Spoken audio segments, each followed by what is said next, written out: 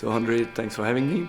1999, 2014, we're celebrating 15 years of a year that's been very special for you on many different levels. First of all, of course, you won the French Open, achieving your career slam that year in an incredible match against Medvedev. I remember watching your speech after the match. It was so emotional. Everyone was crying in front of the TV. And for the first time, you said that victory was joyful and sweet. Can you explain us what happened that day? Well, first of all, I feel real short right now.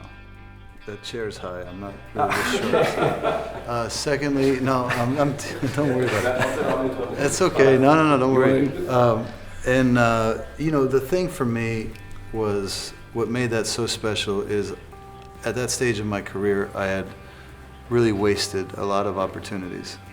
The two finals. Not just even the two finals of Roland Garros, but I gave up a lot of years, self-inflicting, a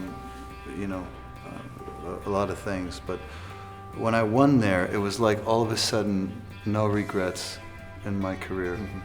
And that feeling was really overwhelming for me. So to me, I look back at that moment, given the time that happened in my life, as probably the best moment I've ever had on a tennis court. The sweetest victory. The sweetest victory, and I felt it. It wasn't just relief. It was something different. When I won Wimbledon, I was relieved to finally win because it had taken me a while. When I won the U.S. Open, I couldn't believe I won the U.S. Open. But when I won here, when I won Australia, I felt like I earned it. I worked hard for it. When I won in Roland Garros, it's like it gave something to me I've never could imagine. Okay, great. By doing so, you were the first man to achieve a gold slam career, winning also the Gold Olympics. You were the first man, but you were not the first person to do so, because a very other special person did it before, and she had won the French the day before. Yeah. Can you tell us what happened in the following of that tournament? Yes, we both went on to lose in the finals of Wimbledon. Yeah, I remember that. Then we both got together somewhere around August during the U.S. Open. And then we both had a child, and then we both had a second one, and we're both apart right now, and I look forward to going back. Okay, you also both set up your own foundation, and your foundation focus on providing education to risk kids in America. Can you explain us a little bit? Yeah, I mean, for me, it was always about the frustration of my own lack of education and the luck in finding myself really good at a sport.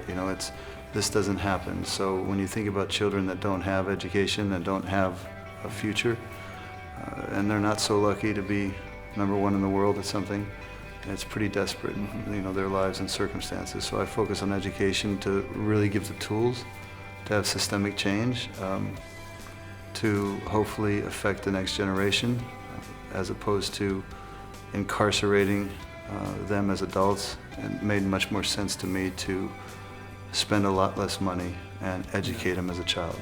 Yeah, of course. And Longines has been a partner of your foundation for a long time, I think. We've been together for a long time, Longines. We're 8 years now almost, and we met through my foundation because they were really taken by what I was doing.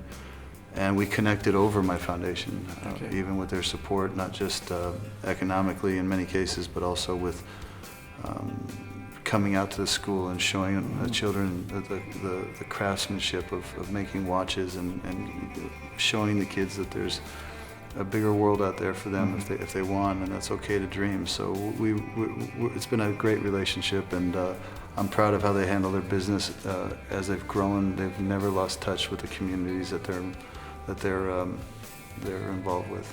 Okay. There's some funny fact about you and Longines. For instance, the founder of Longines, his name was Agassi, with a Z at the end, so almost the same name than you. That's quite funny. And also, the first modern Olympics in 1896, Longines was the official chronometer of them. Right. And 100 years later, someone won the tennis Olympics in 1996. That was you. You've done your homework. No, I knew it. I didn't have to practice. I knew it. So I think somehow you were meant to be together, you and Longines. Speaking of history, I brought you some vintage Longines to show the historical patrimony of Longines. Right. So it's quite interesting to see those vintage watches, older than us and still in great shape. I don't know if you like one of those or if you prefer the modern watches. Are you going to give it to me? Maybe. Yeah. Because you're not You going can pick one. You're not going to give it to me. I have no interest in talking to you. Yeah, okay, but if you had to pick one, which one would you wear? Do you think? Let me see. Wow, these are vintage, aren't they?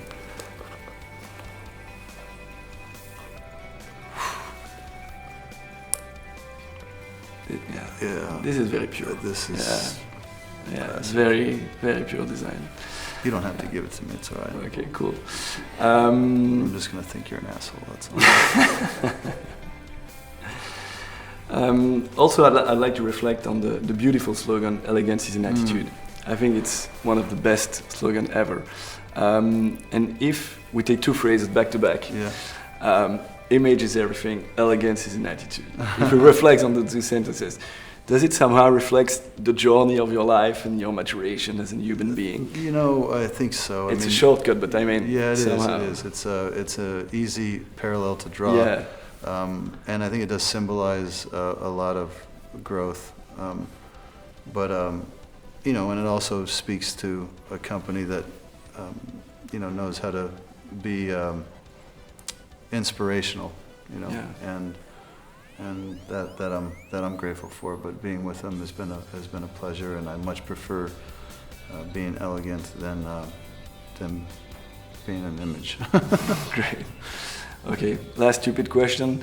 How many days is gonna last the game tomorrow between Djokovic and Nadal? Oh my gosh. I think I'm gonna cramp 3 times watching it because those guys are physical, and it'll be a great match, historic, I think. At least has all the makings for this. Yeah, it's really 50-50 this time, I think. Yeah, it's depending on the weather. I don't think you can be wrong to say 50-50. I don't think the only prediction that's wrong is to say somebody's going to win easy. No, because that's not going to happen. No. But if I had to bet, I probably stick with the person that has done this eight different times, just because. He has a record. You know, until he doesn't, you know, I'm going to be a believer. Okay, great. Thank you very much. It was a pleasure. Yeah.